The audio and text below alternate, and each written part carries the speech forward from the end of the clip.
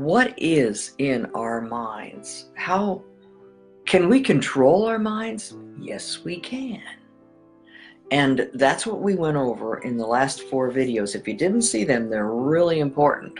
One lady that watched them, she said, well, it's good to be able to control your thoughts, but how do you keep them from coming back? Okay, so how do you keep them from coming back? Okay, same problem my kids had. If they watched something on TV, it would take a long time to get them to get it out of their head. Now this is where I learned a secret. Always before we go to bed, we'd always pray and we'd try to settle our minds down to go to sleep. So sometimes they would say, oh, Mom, I keep thinking about that bad thing I saw on TV or something. And then I'd say, okay, well, you know how when you're watching something on TV, or if you're listening to the radio, if you hear something you don't like, you change the channel. So that's what we have to do. We have to change the channel in our minds. That means start thinking about something else.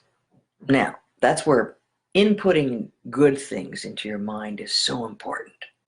Good thoughts, something to change the channel. So, if you want to get rid of the bad thoughts, you need to replace them with something else, or they'll return. Now, if they try to return, remember, kick them out. Keep kicking them out. You have to fill the space with something. Light overcomes the darkness. You see, that's another thing. When you're wanting to get rid of bad thoughts, you can't keep concentrating on the bad thought. You have to concentrate on the light. You have to fill your mind and your heart with good things.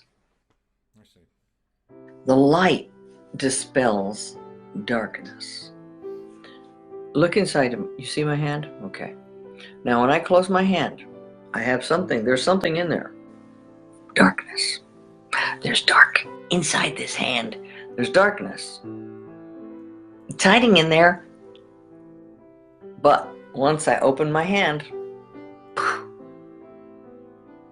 the darkness has vanished.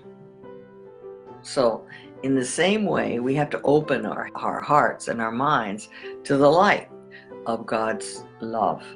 And so we pray and we'd ask God to bless us and to remind us that, number one, He's in charge.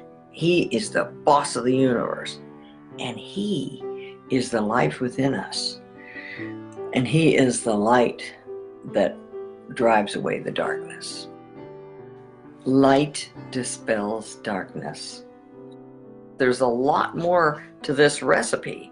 So let's look forward to next time when we talk about the next ingredient.